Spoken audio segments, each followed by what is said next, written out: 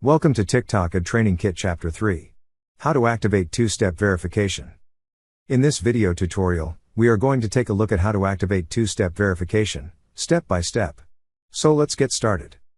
Go to the TikTok Business Center, and at the top right, click your Business Center and click User Settings. Then on the left select Account Security, and select the two-step verification method you want to activate. In this example we will use two-step verification with email. Click Send Code to send a verification code to your email. And check your email, copy and paste the verification code and click the Next button. Done, you have activated two-step verification. See you in the next tutorial.